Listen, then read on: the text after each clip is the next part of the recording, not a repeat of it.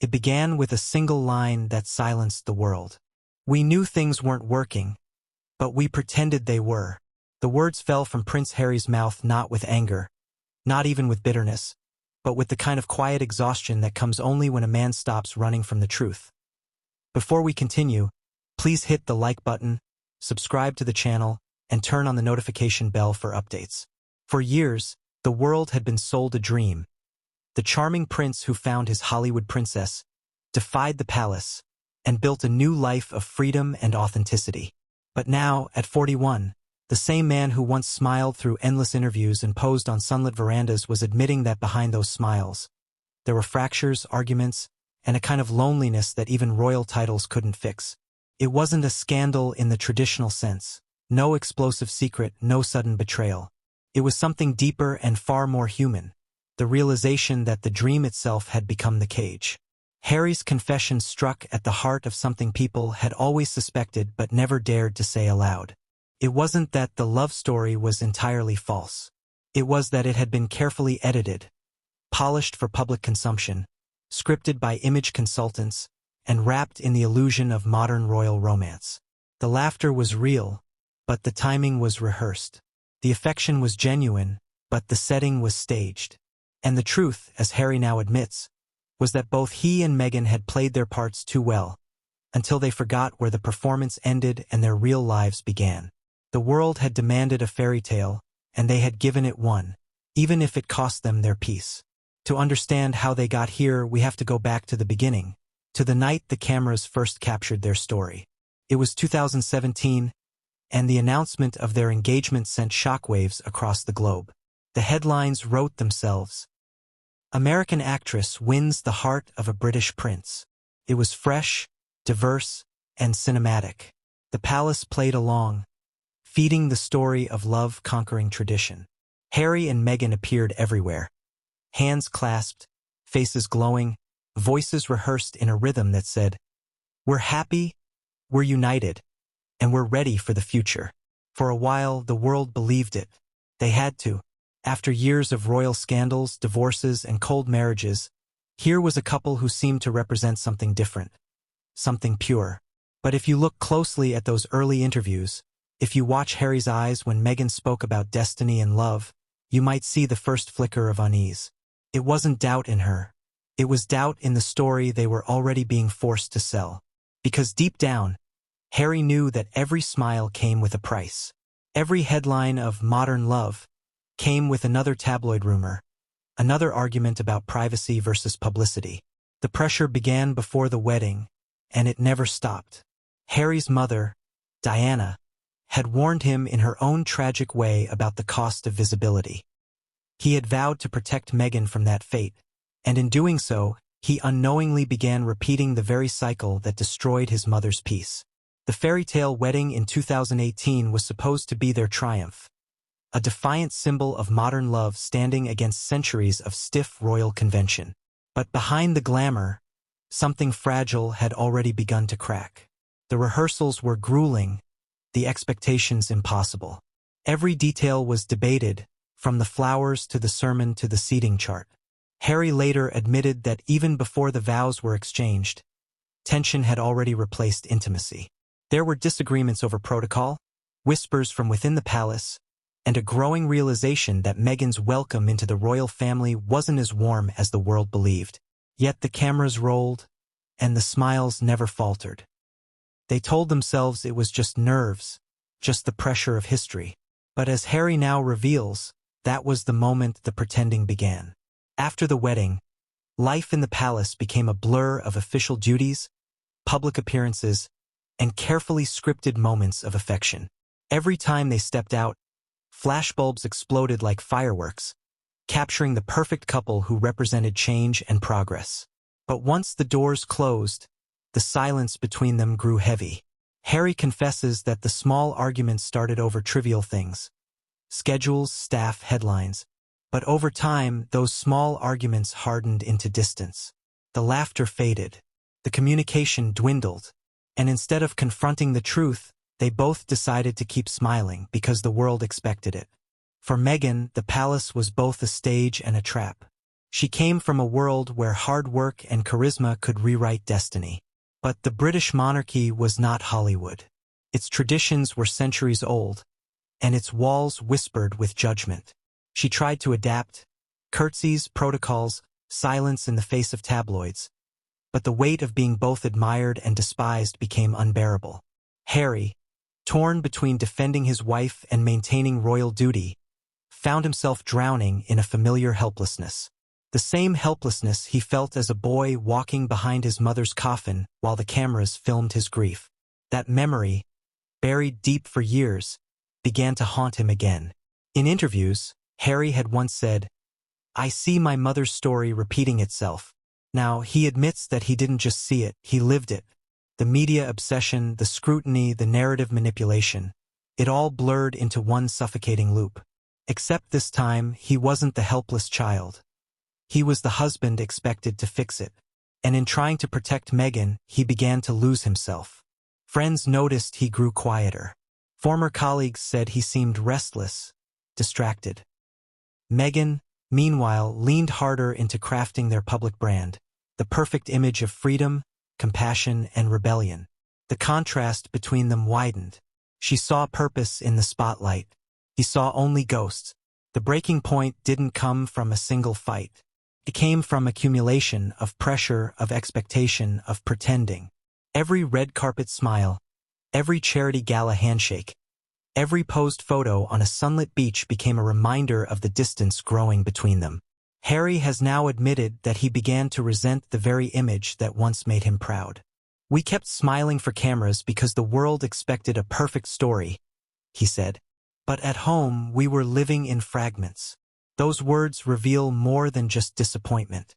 They reveal a kind of exhaustion that comes from carrying a global fantasy on your shoulders. The public first saw the cracks during the South Africa interview in 2019, when a reporter asked Meghan if she was okay. Her answer, "Not many people have asked if I'm okay," became a viral moment. But it was Harry's silence in that same clip that spoke louder. Behind his polite smile was the acknowledgement that something was slipping. The couple was trying to hold on, but the strain was showing. By the time they announced their step back from royal duties in 2020, the fairy tale had already turned into a global spectacle. Critics accused them of hypocrisy. Supporters framed it as liberation. But Harry, looking back now, sees it differently. It wasn't liberation. It was surrender. "We left because we couldn't keep lying to the world or to ourselves," he said. In California, the illusion of peace didn't last. Freedom brought its own pressures, the endless need to maintain relevance, the financial burden of independence, and the emotional cost of isolation. The Hollywood lifestyle magnified what the palace had only hidden. Harry's British stoicism clashed with Meghan's American ambition. Projects began, then stalled. Deals promised freedom but delivered new forms of performance. Every confession became a headline, every vulnerability another weapon for critics. The cameras that once documented royal grace now captured tension and fatigue. Harry's eyes, once full of defiance, began to reflect regret. At 41, he has reached a point of reckoning. His apology is not just to the public, but to himself. "I sold the world a story that wasn't mine to tell," he said during a recent candid conversation. "I thought I was protecting love. But I was protecting the lie that love has to look perfect to be real." In that line lies the essence of his transformation. From prince to man, from performer to confessor. It's a realization that no crown, no documentary, and no interview can erase the truth. Love is messy, flawed, and often painful, and pretending otherwise only deepens the wound. Harry's words have reignited debates across the media. Some call it bravery, the act of stripping away the illusion and revealing the raw truth. Others call it strategy, a calculated confession to regain public sympathy. But beyond the headlines, there's a deeper story here. A man confronting the cost of selling happiness. In a world obsessed with curated perfection, Harry's admission feels both shocking and strangely familiar. Because whether you're royal or not, everyone has pretended at some point, to keep a relationship alive, to protect an image, to meet expectations. His confession, in many ways, is a mirror held up to all of us. The middle of Harry's story isn't about failure. It's about awakening. For years, he believed that sacrifice was love, that leaving his family, his homeland, and his heritage was an act of devotion. But now he sees that love without honesty is just performance. In recent interviews, he's spoken of rediscovering his identity beyond the headlines. "I wanted to be a husband, a father, a man, not a brand," he said. Yet reclaiming that self means dismantling everything he once built. It's a painful but necessary undoing, and it's happening before the eyes of a world that refuses to look away. As the introduction closes, we arrive at the turning point of this journey, the moment Harry decides to stop performing. The apology isn't just a statement. It's an unraveling. He's peeling back the layers of myth to reveal something uncomfortable but real. The arguments, the emotional distance, the quiet resentment. They're all part of a story he once denied but can no longer hide. This is not the tale of a prince who lost his way. It's the confession of a man who found his truth too late, and now must live with what it cost him. And so, as we prepare to dive deeper into the chapters of this story, into the pressure, the cracks, the distance, and the lingering question of whether love can survive the weight of the world, one truth remains. Fairy tales are beautiful, but they are not built to last. Harry's revelation is not the end of a love story. It's the beginning of honesty. The question now is not whether the world will forgive him, but whether he can forgive himself. When the gates of the palace close, the world disappears, and what remains is silence. Thick, heavy, suffocating silence. That is how Harry now describes his earliest days after the wedding, when the celebrations faded, and the reality of royal life returned like an old, uninvited ghost. To the world outside, he was still the radiant groom who had brought modernity into the monarchy. But within the palace, things were far less romantic. Gone were the cheering crowds, the flashing cameras, the reporters shouting their congratulations. In their place were courtiers, memos, and schedules, each one reminding him that happiness in the royal world has limits, and that every moment of joy is taxed by duty. For Meghan, it was even more disorienting.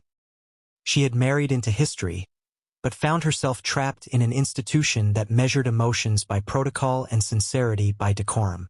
The early days should have been filled with warmth, the kind newlyweds crave after the chaos of a royal wedding. But instead of finding comfort, Harry and Meghan faced constant observation. Their private quarters were not private at all. Their staff rotated through at every hour, and every movement, every word risked becoming gossip. Harry recalls the first arguments began not with major differences, but with the small, grinding irritations that come when two people are never truly alone. Meghan, used to the freedom of her own decisions, found herself corrected for details as trivial as how she closed a car door or greeted a senior aide. The tension was subtle at first. A sigh, a sharp reply, an uncomfortable silence. But within weeks, the rhythm of marriage had already begun to falter under the weight of the palace's expectations. Behind those ancient walls, appearances were everything. Smiles were currency, and whispers were weapons. Harry grew up understanding that the royal family's greatest survival skill was control, the ability to suppress feelings, to play a part even when breaking inside. But for Meghan, this lesson came as a shock. She had been raised to speak her mind, to challenge injustice, to believe in the power of voice. Inside the palace, that power was suddenly seen as defiance. Courtiers began to whisper that she was difficult, that she didn't understand the way things are done. Harry, desperate to protect her, pushed back. He challenged aides, ignored traditions, and started to see the machinery of monarchy not as a symbol of stability but as a trap. Every defense he made for Meghan only deepened the divide between them and the rest of the family. As weeks turned to months, the palace corridors grew colder. Meghan's presence disrupted the quiet hierarchy that had ruled for generations. Senior aides reported feeling uncomfortable with her directness. Others questioned whether she was trying to change the royal family too fast. What Harry saw as courage, others saw as rebellion. And slowly, the isolation began to take root. Invitations to private gatherings became fewer. Phone calls went unanswered. Even family lunches, once filled with casual laughter, turned into formal performances of civility.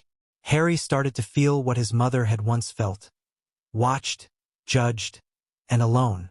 In the middle of this slow unraveling came the press. They were relentless, dissecting Meghan's every gesture, every word, every outfit. Stories appeared in the tabloids about staff resignations, tears before fittings, and palace feuds. Some were exaggerated. Others, Harry now admits, were not entirely false. The pressure built, and at home, tempers began to flare. They fought over headlines, over how to respond, over whether to stay silent or strike back. Meghan wanted transparency. Harry wanted peace. Both wanted control. But inside the royal world, control belongs to no one, not even a prince. Their marriage, still in its infancy, was being smothered by expectations neither of them had the strength to meet. Those who worked close to the couple recall moments of tenderness amid the chaos. Quiet dinners, laughter in the garden, the way Harry would rest his hand on Meghan's back when the cameras were gone. But those moments grew fewer as the months passed. The palace, with its sprawling gardens and gilded halls, became an emotional labyrinth. Every corridor echoed with restraint, every room a reminder that authenticity had no place in the Windsor script. Meghan, once confident and radiant, began to withdraw. Harry noticed her growing quieter during public events, her smiles tighter. The woman who had once captivated the world with her warmth was now learning the art of royal stillness, a silence that pleased the crown but drained her soul. Harry's frustration turned inward. He loved his family, but he could no longer recognize them. The institution that had shaped his life now felt alien, even hostile. When he spoke to his father about the pressure they were under, he received polite but distant advice. "It will pass," Charles said. But it didn't. It worsened. The Queen, while affectionate, maintained her usual neutrality. William, once his closest confidant, began to keep his distance, wary of the growing tension between his brother and the establishment. For the first time, Harry felt like an outsider in his own family. And that sense of exile, he now admits, did something irreversible to him. It hardened his resolve to break free, but it also built resentment. Against the palace, the press, and even, quietly, against Meghan for being the spark that ignited the storm. Behind closed doors, the arguments between them took on a different tone. They weren't just about the media anymore. They were about identity, belonging, and the kind of life they wanted. Meghan would ask, "Why can't we live like normal people?" Harry would answer, "Because we're not." Those 6 words became the refrain of their life together. A painful reminder that their love, no matter how genuine, could not exist outside the shadow of the crown. They began to talk about moving abroad, about finding peace elsewhere. At first, it was fantasy, a whispered dream during sleepless nights. But as time went on, it became a plan. Still, leaving wasn't easy. Harry's sense of duty was deep-rooted. Every uniform he wore, every salute he gave was tied to his identity. To walk away felt like betraying his family and his country. Meghan, on the other hand, saw departure as survival. "If we stay," she told him once, "they will destroy us." He didn't believe her at first. He thought they could manage, adapt, compromise. But the turning point came during a family event when Meghan, visibly emotional, was reprimanded for speaking too openly to the press about her struggles. Harry watched her walk out of the room in tears while courtiers pretended nothing had happened. That image stayed with him. In that moment, he realized his mother's warnings had become prophecy. The palace, for all its beauty and history, is built on silence. Generations of royals have endured heartbreak, humiliation, and loss within those walls, and yet the institution moves on, unmoved, unchanged. Harry's revelation about that silence is not just personal. It's symbolic. "You're taught to smile when you're breaking," he says. "That's the rule. That's what keeps the machine running." But when the machine began to consume his marriage, something inside him broke too. He started to see that loyalty to the crown had come at the expense of loyalty to himself. There's an irony in how the palace functions. The very walls that promise protection also enforce imprisonment. The same security that shields you from the outside world keeps you from leaving it. Harry's days were filled with duties that blurred one into another. Receptions, briefings, handshakes, rehearsed gratitude. Meghan, meanwhile, struggled to find purpose beyond being his wife. Her charity work was often redirected, her initiatives diluted by palace advisors who feared she was becoming too independent. In public, they remained the golden couple. In private, they were drifting apart, united only by the shared exhaustion of pretending. It's easy to romanticize rebellion when you're watching from the outside. But from within those walls, every act of defiance feels like betrayal. Harry knew that breaking free would mean losing more than titles. It would mean losing a family that defined him. And yet, as he watched Meghan fade under the weight of expectation, he knew that staying would destroy them both. The palace had survived wars, divorces, and scandals, but it could not accommodate the simple, messy humanity of a couple who wanted to be honest about their struggles. Honesty in that world is treason. In hindsight, Harry calls those years a quiet war. There were no shouting matches with the Queen, no dramatic confrontations in grand halls. The conflict was subtle: memos, briefings, leaks, the slow erosion of trust. Every decision they made seemed to trigger another backlash, and every backlash drove them further. The pressure was magnified by the contradictions within the royal machine itself. The palace wanted modernity, but only in appearance. Meghan was encouraged to bring fresh energy to the monarchy. But when she did, that same energy was labeled as rebellion. Harry, for his part, was caught between two worlds. His family urged him to stay the course, to ignore the noise and carry on. But Meghan, used to confronting issues head-on, couldn't understand that silence was the royal family's first line of defense. This cultural divide, British stoicism versus American openness, created tension that neither could fully navigate. Arguments began not just about the press but about their approach to handling it. Meghan would say, "We can't keep pretending everything's fine." Harry would reply, "That's what we've always done." It was a simple exchange, but one that revealed the fault line running beneath their marriage. Even small moments became weighted with significance. At public events, their body language was dissected frame by frame. A glance away, a hand not held, a forced smile. All became evidence of discontent in the eyes of tabloids hungry for a narrative. The world expected fairy tale harmony, but behind those perfectly staged photographs, they were walking on emotional eggshells. The need to appear united became a job in itself. Harry later confessed that they would sometimes rehearse their expressions before stepping out, making sure their smiles looked natural and synchronized. It was exhausting.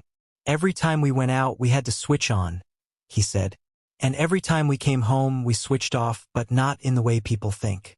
We switched off emotionally." The pressure did not just affect their public lives. It seeped into their private routines. Their home became an office of damage control. Constant calls with PR advisors, strategizing responses, preparing statements that were never released but always drafted, just in case. Meghan, who had once enjoyed connecting directly with her audience through interviews and social media, was told to remain silent. The royal communications team filtered every word, every gesture, every photo. The message was clear. She could speak, but only in the voice they wrote for her. Over time, that silence began to corrode her sense of self. "It's like being told to disappear while still being watched," she once said privately. Harry saw the toll it took, but he was torn. To defy the system meant defying his family. To protect Meghan meant risking everything he'd ever known. Meanwhile, palace insiders began to treat the couple as a liability. Leaks to the press became frequent, often containing private details that could only have come from within. Harry started to suspect betrayal at every turn. "We couldn't trust anyone," he said. "Even people we thought were on our side had agendas." This paranoia created more distance between them and the rest of the family. Invitations became fewer, briefings shorter. When Harry confronted one senior aide about the leaks, he was told, "It's just part of the job." But for Harry, it wasn't just a job. It was his marriage, his peace, his sanity. The pressure of maintaining composure while everything around him fell apart became unbearable. What made it worse was the constant reminder that they could never simply walk away. Every headline, every rumor, every criticism felt personal because it was. Meghan's mixed heritage was often twisted into coded racism disguised as royal commentary. Harry, haunted by the memory of how the press had treated his mother, felt trapped in a nightmare he couldn't wake from. Each time he tried to shield Meghan, it only drew more attention. The harder he fought, the more the system pushed back. The more you resist, the more they tighten their grip, he later reflected. It's how they keep you in line. Friends of the couple began to notice the strain. Meghan's once bright optimism dulled into fatigue. Harry's laughter grew shorter, his patience thinner. Even small outings became ordeals. A dinner with friends could turn into a media frenzy within hours. A walk in the garden could be photographed from a mile away by someone hiding behind the trees. The intrusion wasn't just physical, it was psychological. Every word they spoke carried weight. Every glance risked interpretation. And the knowledge that millions were waiting to dissect their next move made intimacy almost impossible. They were no longer two people in love. They were two symbols trapped in a storm of their own myth. Harry tried to find refuge in his old routines, the gym, long walks, charity meetings. But even those moments of solitude were invaded by the burden of representation. I realized I couldn't even breathe freely, he said. Even my silence was public property. Meghan, meanwhile, began to withdraw from social events, claiming exhaustion. Privately, she told friends she felt like she was living in a movie directed by someone else. The walls around them felt as though they were closing in, not from physical confinement, but from the endless cycle of expectation and judgment. Inside the palace, senior members began to express concern, not for the couple's well-being, but for the institution's reputation. There were meetings about containment, not counseling. Harry and Meghan were advised to adjust rather than to heal.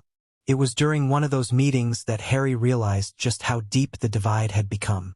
They didn't see us as people, he said. They saw us as an image that needed managing. The realization stung.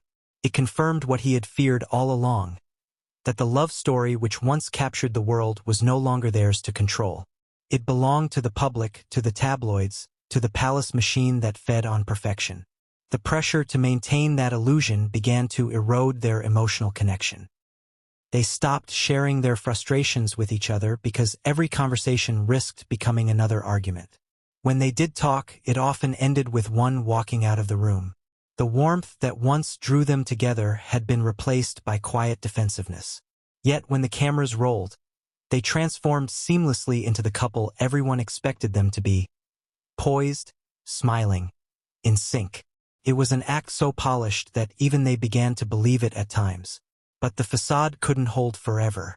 Beneath it, exhaustion was slowly hollowing them out. Then came the breaking point. A seemingly small moment that revealed the magnitude of the pressure. It was a charity event, one of many they attended together. Meghan had just given a speech that was received with thunderous applause. But when they returned to their car, Harry noticed she was crying. When he asked what was wrong, she simply said, "I can't do this anymore." He didn't know what this meant at first. Was it the event, the scrutiny, the pretense? Or was it everything? That night, he lay awake realizing that he didn't have an answer. The image of his wife breaking down behind tinted car windows haunted him for months. It was the moment he began to understand that the pressure wasn't just destroying their peace. It was destroying them. From that point forward, the tone of their life together changed. They began to discuss escape in concrete terms, not as fantasy but as necessity. The palace, however, sensed this growing restlessness. Meetings were held. Advisors cautioned against rash decisions. There were suggestions of restructuring their public roles, of taking temporary breaks. But every solution came with the same condition. They had to stay within the royal framework. Leaving, they were told, would be catastrophic. They wanted us to survive in the system, Harry said. But we were trying to survive the system.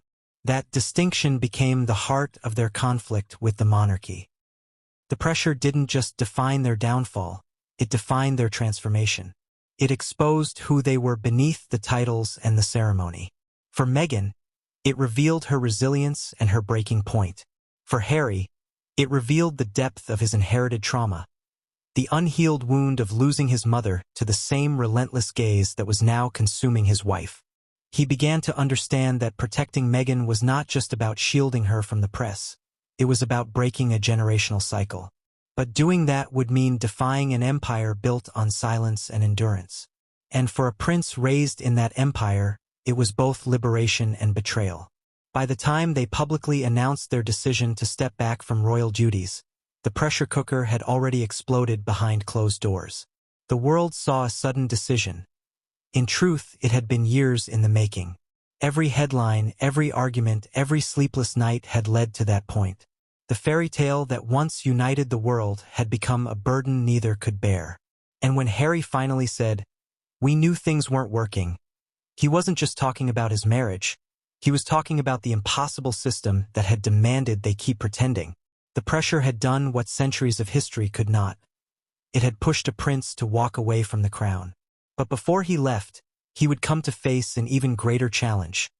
The emotional distance that had grown between him and the woman he had sacrificed everything for. And that, as the next chapter reveals, would test not just his love, but his very understanding of who he was. By the time the public began to notice the tension, the arguments had already become a part of their daily life. What started as misunderstandings grew into patterns, and those patterns hardened into distance. Harry and Meghan, once united against the world, began to turn that same intensity inward. They had spent so long fighting everyone else, the press, the palace, public opinion, that they had forgotten how to fight for each other. The walls of their home, filled with security guards and constant staff movement, became echo chambers of frustration. Words that should have brought comfort became weapons. Conversations that once flowed easily were now calculated, cautious, measured, as if both were afraid to make things worse. Harry would later admit that their arguments were rarely about the actual topic at hand. They were about exhaustion, fear, and an unspoken resentment that neither knew how to name. Meghan accused him of retreating emotionally when things got difficult, of shutting down instead of talking. Harry accused her of overreacting, of turning every problem into a public crisis. Both were right in their own way. The stress of their circumstances had made them opposites. She wanted to confront the pain. He wanted to bury it. She sought clarity. He sought quiet. That difference, once a balance, became a chasm. The first real fracture came during a late-night argument over a tabloid story. Meghan had just discovered a headline claiming she had made Kate cry before the royal wedding. She was furious, not just because it was false, but because the palace refused to correct it. "They know it's not true," she said, voice trembling. "They're letting me be destroyed." Harry tried to calm her, saying that the palace's policy had always been not to comment on personal stories. But to Meghan, silence was complicity. "You're protecting them," she said. "Not me." That line, simple as it was, hung between them like a wound that wouldn't close. For Harry, it was a reminder of his lifelong loyalty to an institution that was now costing him his peace. For Meghan, it was confirmation that she would always be an outsider in his world. From that night on, arguments began to take a different shape. They weren't about policy or press anymore, they were about trust. Meghan began to doubt whether Harry truly understood the depth of her pain, and Harry began to feel helpless in the face of her despair. He had grown up in a world where emotions were managed privately, where vulnerability was treated as weakness. But Meghan demanded openness, honesty, confrontation. "If we can't be real with each other," she told him once, "then we're just another royal couple faking it for cameras." That sentence struck Harry harder than she knew. It was the exact thing he had sworn never to become, a man living behind a smile. But in that moment he realized he already was. The isolation that followed was not sudden. Crept in slowly, disguised as routine.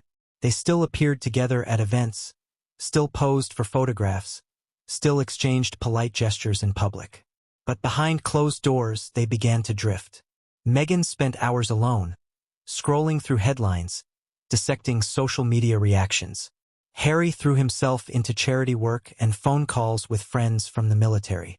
Their schedules became excuses to avoid the tension. Some nights they slept in separate rooms under the pretense of needing rest. Other nights they lay side by side in silence, each lost in their own thoughts, waiting for the other to say something that might break the wall between them. The media coverage only worsened things. Every time they tried to take control of their narrative, the backlash intensified. When they spoke out about mental health, critics accused them of hypocrisy. When they stayed silent, others accused them of hiding. There was no winning, only surviving. And in that survival, the emotional distance grew. Meghan often cried in private, overwhelmed by the endless cycle of scrutiny. Harry, not knowing how to comfort her, began to retreat further. He blamed himself for bringing her into the world that was now destroying her spirit. He blamed the monarchy for refusing to defend her. And quietly, he began to resent the very life he had once defended so fiercely. Isolation is rarely just about physical distance. It's about the feeling of being unseen. Meghan felt invisible inside the palace, and Harry began to feel invisible within his own marriage. He watched her harden over time, adopting a composure that looked strong but felt distant. The woman who once laughed loudly and spoke freely now measured every word, even around him. Their conversations turned into negotiations about what to say, what not to say, what to do next. They began to live like co-workers managing a public project rather than lovers sharing a private life. One evening, during a rare dinner alone, Meghan confronted him about it. "Do you even know who we are anymore?" she asked. He didn't answer right away. He didn't have an answer. He had been trained all his life to endure, to keep moving forward, to suppress emotion until it passed. But now he realized that enduring had become the problem. His silence, his stoicism, his desperate attempts to keep things together were only widening the distance. Meghan didn't want endurance. She wanted honesty. Yet every time he tried to be honest, he felt like he was betraying someone. His family, his image, even his mother's memory. "I'm tired of pretending," she whispered. "But I don't think you know how to stop." She wasn't wrong. The arguments grew sharper after that. What had once been whispered frustrations became full-blown confrontations. There were tears, raised voices, slammed doors. Harry hated himself for it. He hated how quickly he could go from defending Meghan to arguing with her in the same breath. He hated how his temper, something he had fought to control for years, now surfaced so easily. Meghan, for her part, began to pull away emotionally. She focused on work, on charity, on projects that gave her a sense of purpose beyond the marriage. Harry admired her drive but feared it was a way of escaping him. The intimacy that had once been their refuge had become another battlefield. Outside their private walls, rumors of trouble began to circulate. Friends who visited them in those months described a palpable tension. Polite, controlled, but undeniable. They would smile for guests, speak warmly, even laugh occasionally, but beneath it all was fatigue. "They looked like two people holding their breath," one visitor later recalled. "Like they were waiting for something to break." And something did. Slowly, subtly, quietly, their connection began to fray in ways that couldn't be fixed by a public statement or a photo op. In interviews years later, Harry would describe that time as the loneliest period of my life. The irony wasn't lost on him. He was surrounded by people, by cameras, by wealth and privilege. And yet he had never felt more isolated. He had escaped one prison, the royal institution, only to find himself trapped in another, the collapse of his marriage under the weight of impossible expectations. The emotional distance that had begun as self-preservation had turned into emotional exile. "We were together," he said, "but it felt like we were standing on opposite sides of a glass wall." Meghan's loneliness took a different form. For her, isolation wasn't quiet. It was deafening. She came from a life filled with people, with movement, with independence. The rigid structure of royal life and later the isolation of their new world stripped her of that. She had traded autonomy for symbolism, and it left her unmoored. Every day felt like a performance. she confided to a friend. And every night, I couldn't tell if I was still me. Harry, seeing her pain, tried to comfort her, but his words often fell short. He was used to solving problems through action, not emotion. But this wasn't a problem he could fix. It was something they had to survive together, and they were failing. The isolation between them also exposed differences in how they defined love. Meghan believed love meant transparency, sharing everything, even pain. Harry, shaped by years of emotional restraint, believed love meant protection, shielding her from pain, even if it meant hiding his own. Those conflicting definitions created a cycle of misunderstanding. When she wanted to talk, he wanted to stay silent. When he tried to protect her, she saw distance. When she cried, he withdrew. And the more they tried to bridge the gap, the wider it seemed to grow. Their friends began to worry. Some suggested counseling, but Harry hesitated. It would be public the moment we did it, he said. They'd turn it into another headline. So they tried to fix things privately. Late-night conversations, promises to start over, long drives just to escape the house. Sometimes it worked, if only for a few hours. They'd laugh again, talk about the future, remember why they had chosen each other in the first place. But those moments were fleeting, and the pressure always returned. The fairy tale they had built was collapsing under its own weight, and neither knew how to stop it. By the end of that year, the emotional distance had become unbearable. They began to function like two halves of the same machine, efficient, public, exhausted. They still loved each other, but it was a love strained by fatigue and guilt. Harry described it best when he said, "It's possible to love someone and still feel completely alone beside them." That was their reality.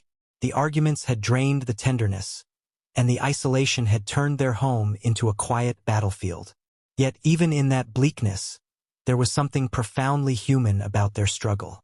For all the grandeur surrounding, Harry often described the experience as living inside a play he couldn't leave. Every morning, the script was waiting. Public engagements, rehearsed smiles, and photo calls arranged for optics rather than purpose. What the public saw were polished moments. A handshake here, a wave there, Meghan's careful expressions of empathy, Harry's jokes that seemed spontaneous but were carefully approved by palace aides. Behind the polished veneer, however, the exhaustion was real. "You learn to smile even when your chest feels heavy," Harry once said. "Because when the cameras click, the smile is all that matters." And in time, that became his curse. A man who smiled through grief, smiled through frustration, smiled even as the ground beneath his marriage began to crumble. The couple's first major tour after their wedding, a whirlwind of appearances across Africa and the Pacific, should have been triumphant. It was meant to reintroduce them as a modern royal couple, symbols of compassion and cultural awareness. The cameras followed every move, from Meghan's speeches to Harry's interactions with children. On the surface, it was a success. The footage showed laughter, warmth, and love. But behind the scenes, fatigue was eroding their connection. The days were long, the expectations impossible, and the moments of intimacy non-existent. They would spend hours traveling in silence, sitting side by side yet miles apart emotionally. Meghan later admitted that she often cried in private after long events, overwhelmed by the need to stay perfect for a world that seemed determined to misunderstand her. "I didn't recognize myself anymore," she said. "I was performing someone else's version of me." What made it worse was that the cameras were not just documenting, they were dictating. Every shot, every angle, every quote was crafted for perception. The palace media team planned events down to the second, deciding who they would meet, what they would wear, what they would say.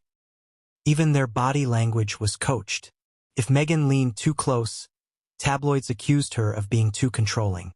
If Harry looked too serious, headlines claimed they were on the brink of divorce. It was a no-win situation, a prison made of public opinion. The more they tried to be authentic, the more their authenticity was weaponized. Their love story, once their escape, had been reduced to content. Harry recalled one particularly haunting moment during a photo shoot at a children's hospital. He was smiling, laughing with the kids, but something felt wrong. In the corner of his eye, he saw a photographer whisper to another, "We've got the shot. Now get the one where he looks tired." That single line stayed with him. It reminded him that even his vulnerability was currency. His humanity had become the product, and the cameras were relentless salesmen. No matter what they gave, the world always wanted more. Meghan, too, began to feel the same emotional erosion. The constant exposure stripped her of control over her own narrative. Photos were edited, stories twisted, and quotes taken out of context. She would wake up to headlines describing emotions she hadn't felt and conversations she hadn't had. "It's like watching someone else live your life," she said later. The distortion of reality was maddening. Even their private milestones, birthdays, anniversaries, the birth of their child, were consumed by the media machine. Harry wanted to protect their son from that life, but the irony was cruel. The more he fought for privacy, the more the cameras multiplied. "The world doesn't just watch us," he said. "It feeds on us." The constant exposure didn't just strain their emotional health. It rewired their relationship. They began to behave differently when they knew they were being filmed. Small gestures became calculated. Words that once came naturally were filtered through the question of how they might be perceived. Even affection, once effortless, began to feel staged. Harry once confessed that he would sometimes glance at Meghan during public appearances and wonder whether she was smiling because she was happy or because she knew she had to. "We stopped knowing what was real," he said. "The cameras made us doubt even the moments that were genuine." The turning point came when they realized that the performance had seeped into their private lives. Even at home, with the curtains drawn, they couldn't shake the feeling of being watched. Harry found himself scanning the room for hidden microphones or wondering if staff were leaking details to the press. Meghan began to censor her own emotions, afraid that any visible sadness might be spun into another story of royal drama. Their home, meant to be a sanctuary, became another stage. They had internalized the cameras. They no longer needed to be there to control them. One night, during dinner, Meghan asked Harry a question that cut to the heart of their struggle. "Do you think they'd still care if we were just normal?"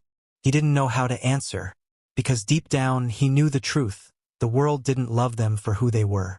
It loved the illusion. And illusions, unlike people, don't get tired or falter. They stay perfect forever. That realization was devastating. It meant that no matter how much truth they told, no matter how many interviews or statements they released, they would always be characters in someone else's story. The cameras also began to influence their decision-making.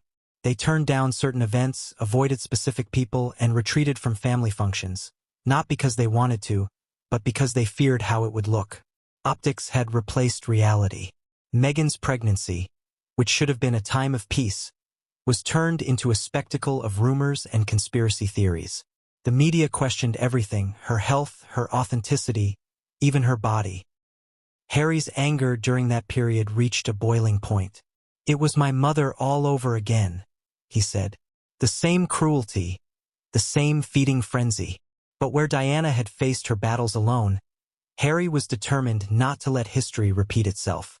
That determination, however noble, came at a cost. Every defense he made for Meghan turned into another headline, another cycle of criticism. When they finally decided to leave royal life, many assumed it was a sudden act of rebellion. But in truth, it was survival. The cameras had consumed everything: their privacy, their peace, their trust in others. They realized that as long as they remained within the system, they would never be free. "We were performing for a world that didn't care if we were breaking," Harry said. "And one day we just stopped." But stopping didn't make the cameras go away. If anything, it made them hungrier. Their departure from the royal family only intensified the media obsession. Every new photo, every public appearance was analyzed for clues about their marriage, their finances, their happiness. The same cameras that had once celebrated their love now stalked their downfall. In California, the cameras changed form but not purpose. Now they were digital drones, paparazzi hiding behind gates, online gossip networks dissecting every public move. They were still surrounded, still performing, still selling an image, even if it was no longer sanctioned by the palace. The difference now was that the control belonged to them, or so they thought. When they began their documentary project, the intention was to tell their story on their own terms, free from distortion. But as production unfolded, Harry began to feel the familiar anxiety return. It felt like we were back under the lights again, he admitted. Except this time, we were the ones turning them on. The cameras never stopped rolling because they never could. Fame is a cycle that feeds on confession. The more they shared, the more the world demanded. Harry's apology years later. We smiled for cameras because the world expected a perfect story. Was not just about their marriage. It was about this entire system of visibility that had turned love into performance. It was about the quiet tragedy of living in a world that rewards pain only when it's photogenic. By then, the emotional cost was irreversible. The cameras had not only recorded their downfall, they had orchestrated it. Every argument, every misstep, every misunderstanding had been magnified through lenses and headlines until it became unrecognizable.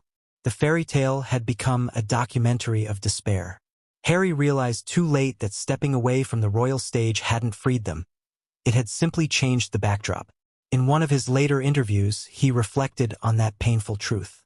We thought if we left, the cameras would stop. But they didn't, because the cameras were never just about us. They were about what we represented: rebellion, tragedy, hope, failure. Everyone saw what they wanted to see. That's the cruel paradox of their story. They had become symbols so powerful that their reality no longer mattered. The world didn't want their truth. It wanted their myth. By the end of that chapter of their lives, Harry had come to a quiet realization that freedom isn't the absence of cameras. It's the refusal to live for them. But reaching that point required losing almost everything. His relationship with his family, the purity of his marriage, and the illusion that love could survive under constant exposure. The cameras never stopped rolling, and perhaps they never will. But for Harry, admitting that truth, the simple, devastating truth that they had been pretending for an audience that never really saw them, was the first step toward something close to peace. This was the cost of visibility. This was the consequence of turning love into spectacle. The fairy tale had been televised, archived, and replayed for years. But behind every clip, every smile, every photograph, there was a truth too raw for the lenses to capture. Two people trying to stay human while the world watched them fall apart. When Harry and Meghan left the United Kingdom, they didn't just leave behind the palace. They walked into a completely different world. Hollywood was a kingdom of its own, one that didn't operate on duty and hierarchy, but on influence and visibility. It was a world where fame wasn't inherited. It was earned, maintained, and constantly measured. Meghan understood it. She had lived in it before, built her life in its shadows and its spotlights. Harry, however, was a newcomer, a man raised in an institution where anonymity was safety, suddenly thrust into a culture where exposure was currency. The irony wasn't lost on either of them. They had fled one stage only to find themselves standing on another, brighter and far less forgiving. Their arrival in California was heralded by curiosity and expectation. For the entertainment world, they were gold, royal blood mixed with celebrity charisma, wrapped in the promise of reinvention. Everyone wanted a piece of them. Film executives, producers, brand managers, agents, they all saw the same thing: potential. Harry and Meghan could be the face of the modern era, the couple that merged monarchy and media, tradition and modern rebellion. It sounded appealing on paper, but in reality, the collision of Hollywood ambition and royal restraint was destined to create friction. At first, they embraced it. Meghan, energized by the possibilities, began taking meetings about production, brand partnerships, and advocacy projects. Harry followed her lead, though he often admitted privately that he felt out of place. He wasn't used to the performative nature of the industry, where every conversation felt like a negotiation and every compliment a transaction. In the palace, he once said, you learn to read silence.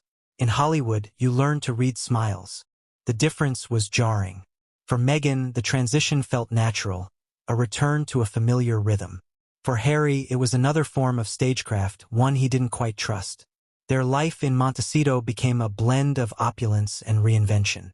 The sprawling home, the manicured gardens, the quiet streets. All of it seemed like the peace they had been searching for. But peace doesn't come from geography. It comes from stability, and stability was still out of reach. The expectations of their new life were just as demanding as the old ones, only now they were self-imposed. They needed to succeed. They needed to prove that leaving the royal family had been the right choice. They needed to justify the risk. We thought we were running toward freedom, Harry later reflected. But what we were really running toward was pressure of a different kind. Hollywood had a way of blurring lines. The couple's every move was now interpreted through the lens of marketability. When they signed their multimillion-dollar deals with Netflix and Spotify, it was both a triumph and a test. The same press that had mocked them for leaving the monarchy now accused them of selling out.